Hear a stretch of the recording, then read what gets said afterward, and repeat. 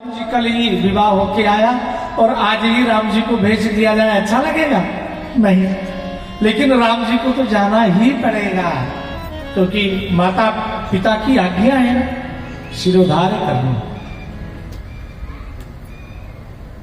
माता जी को जब देखा कि मेरी माता परेशान है, तो लक्ष्मण जी के मन में बड़ा क्रोध आया। मां को देख करके, मां के आंखों में अश्रु देख करके बहुत क्रोधित हुई और कहा, मां ने कहा, लक्ष्मण कोई बात नहीं, राम जी अयोध्या से जंगल जा रहे हैं, तुम्हें मेरे पास आने का कोई अधिकार नहीं था, तुम मुझसे मांगने के लिए क्यों आए? तात तुम्हार मातु वैदेही और पिता राम सब भांति सनेही। लक्ष्मण, जब से जनक नंदिनी अयोध्या आई है, तब से मैंने तुमको जानकी जी के चरणों में सौंप दिया, और जब से राम जी पैदा हुए मैंने अपने होश को संभाला है, तब से राम जी तुम्हारे पिता हैं और मां जानकी तुम्हारी मां है, मैं तुम्हारा कुछ नहीं। फिर कहा, तुम जाओ और भक्ता। लक्ष्मण जी को क्रोध आया।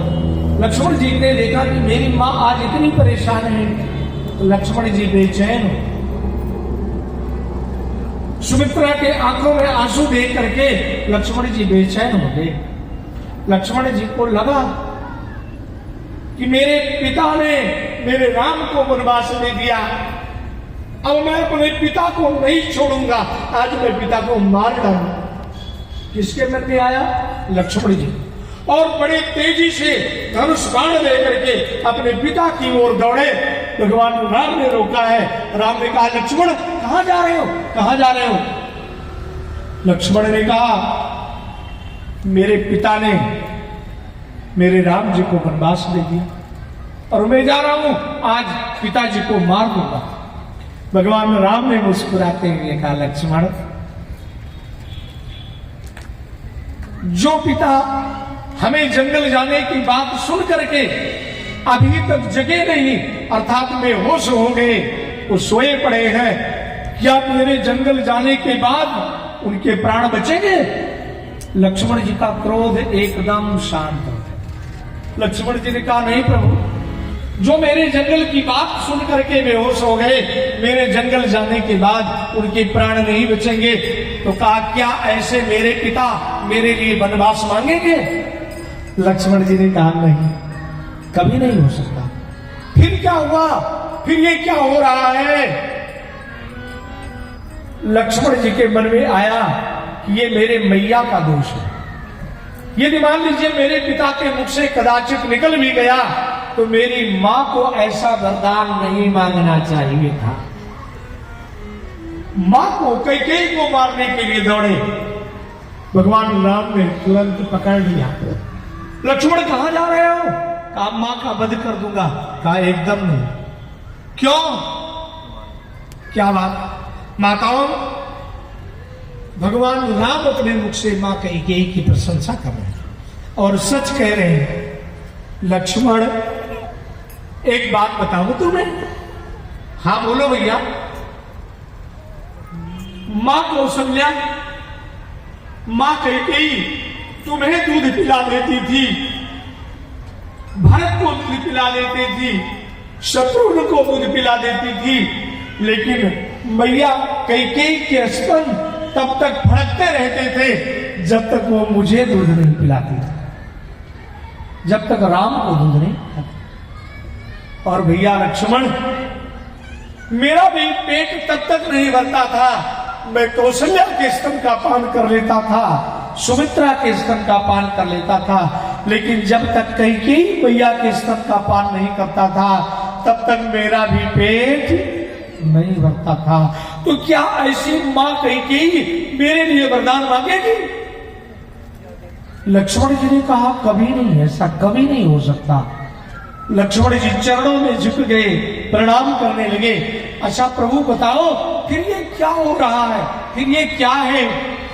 भगवान राम ने बड़े प्रेम से कहा, लक्ष्मण, ये हमारा और आपका सौभाग्य है मेरा और तुम्हारा सौभाग्य है। कहा ये सौभाग्य है या दुर्भाग्य? भगवान राम इसको सौभाग्य मानते हैं और लक्ष्मण जी इसको संकोच में सौभाग्य नहीं मान पा रहे।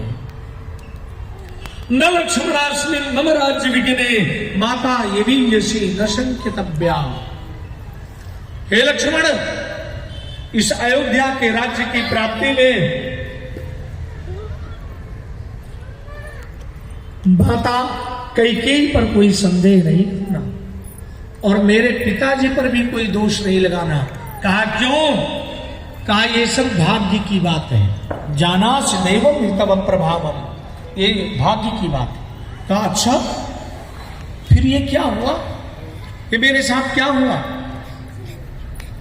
भगवान राम लक्ष्मण जी के कान में बड़े सुंदरता से, बड़े प्रेम से कह रहे, लक्ष्मण तुम्हें पता नहीं है, हमें और तुम्हें ये जो राज्य मिला है ना, ये जो राज्य मिला है, ये अयोध्या का राज्य बहुत छोटा है और जंगल का राज्य बहुत बड़ा है।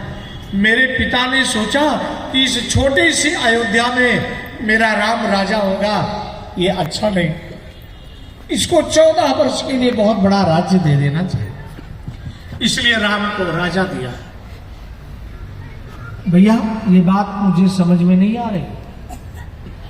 ये 14 वर्ष का मुझे वनवास मेरी मैया ने क्यों दिया? क्या कारण है? राम जी ने लक्ष्मण जी को बड़े प्रेम से समझा। गोस्वामी तुलसीदास जी कहते हैं 14 का रहस्य क्या है माताओं? 14 का रहस्य यह है कि कैकेयी चाहती तो 12 वर्ष का वनवास मांग लेती, कैकेयी चाहती तो 20 वर्ष का मांग लेती, लेकिन 14 वर्ष का वनवास क्यों आया? हमारे आपके मन में प्रश्न। हमारे जीवन में 14 इंद्रियां हैं। हम पहले 11 की बात कर रहे थे ना, अभी और बढ़ाएंगे। 14 स्थान हैं जिनमें कलयुग का निवास बना रहता है। पंच ज्ञानेन्द्रिय, पंच कर्मेंद्रिय, मन, बुद्धि, चित्त और अहंकार। मन, बुद्धि, चित्त, अहंकार, ये 14 स्थान हैं। इन 14 स्थानों में कलयुग का सदा निवास रहता है। मैया कैकेयी ने सोचा यदि मेरा राम 14 साल के लिए जंगल जाएगा और अगर 1 वर्ष में एक इंद्रिय के ऊपर विजय प्राप्त किया तो 14 वर्ष में मेरा राम पूरे इंद्रियों से निर्मल हो जाएगा, पवित्र हो जाएगा और पवित्र होकर के जब अयोध्या आएगा तो अयोध्या का राज्य करेगा और परम मंगल होगा। इसलिए 14 वर्ष का वनवास। बात समझ में आई माता?